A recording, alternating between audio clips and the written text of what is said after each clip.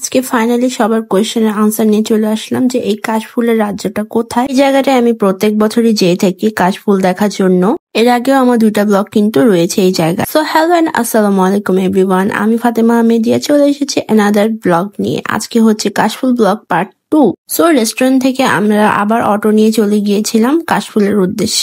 বরাবরের মতো একই জায়গায় যাওয়া হচ্ছে আজকে। আমরা সকালে বের হয়েছিলাম, তাই আজকে খাওয়া দাওয়া বাইরে থেকে খেয়ে দেন ভাবলাম যে কাশফুল যাওয়া যাক। আর কাশফুলের ওই জায়গাটার মধ্যে সন্ধ্যার সময় গেলে মানে বিকেল যখন গড়ে আসে, মাগরিবে আজান দিবে তার আগ মুহূর্তে গেলে অনেক সুন্দর ভিউ পাওয়া যায়। একদম দুপুর বেলায় গেলে রোদ থাকে বেশি, তখন যে কোনো শান্তি নেই। আর ফ্রাইডেতে যাওয়াই ভালো, জায়গাটা খুবই নীরব, তো ফ্রাইডেতে অনেক মানুষজন থাকে। তো সুন্দর ভিউ দেখতে দেখতে চলে আসলাম। আর এই জায়গাটা হচ্ছে বামুনসুর হাউজিং। আপনার ঘাট থেকে রিক্সা পেয়ে যাবেন। ওখান থেকে যদি আপনার বামুনসুর হাউজিং বলেন তাহলে রিক্সাওয়ালারা আপনাদের গন্তব্যে নামিয়ে দিবে। অবশ্যই চেনা রিক্সা নিবেন, যে রিক্সা হাউজিংটা চিনে। অচেনা রিক্সা নিলে দেখা যাবে গুলিয়ে যাবেন, কারণ জায়গাটা অনেক বড় আর অনেক গ্রাম্য পরিবেশ। অলওয়েজ আমরা বলে নেই যে বামুনসুর হাউজিং আপনি চিনেন কিনা, তারপরে আমরা রিক্সাটা নেই। এটা হচ্ছে ভিতরের সাইড এন্ড দেখতেই পাচ্ছেন কাশফুল দিয়ে ভরা। যদিও এখানে আরো কাশফুল হয়, কারণ এই বছর অনেক বৃষ্টি হয়েছে। বৃষ্টির কারণে হয়তোবা অনেকটা কাশফুল নষ্ট হয়ে গিয়েছে এন্ড অনেক কাশফুলই কাটা হয়ে গিয়েছে। বাট যথারীতি ভাবে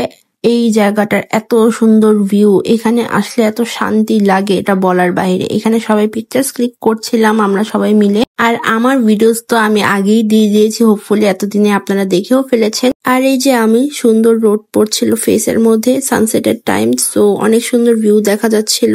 আর এখানে আমার আম্মু আর বড় আম্মু, তাদেরও কিছু ক্লিপ নিয়ে নিচ্ছিলাম। সো আমরা অলমোস্ট সব পিকচার্স ভিডিও তুলে ফেলেছি আর অনেকগুলো কাশফুল নিয়ে এখন বাসার উদ্দেশ্যে রওনা দিব। আর আজকে অনেকটাই সন্ধ্যা হয়ে গিয়েছে।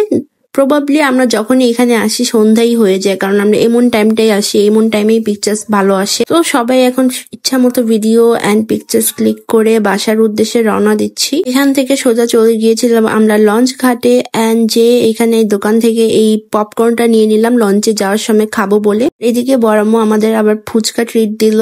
আর লঞ্চ ঘাটের পাশে এই ফুচকার দোকানটা, বড়াম্মু বললো এটা অনেক মজা, এর আগে নাকি তারা খেয়েছে, তাই আমরাও এবার আসলাম। এই যে এদিকে সবার ফুচকা এসে পড়েছে আর আমরা একটু কথাবার্তা আড্ডা দিচ্ছিলাম আর অনেক দিন পর ফুচকাটা খাচ্ছিলাম, বিকজ অনেকদিন ধরে ফুচকা খাওয়া হচ্ছিল না। খেয়ে মনটা ভরে গেল। আসলেই ফুচকাটা অনেক মজা, ছোট ছোট হলেও ক্রিস্পি ছিল, টকটা মজা ছিল, ভরপুর ডিম শসা সবকিছু ছিল।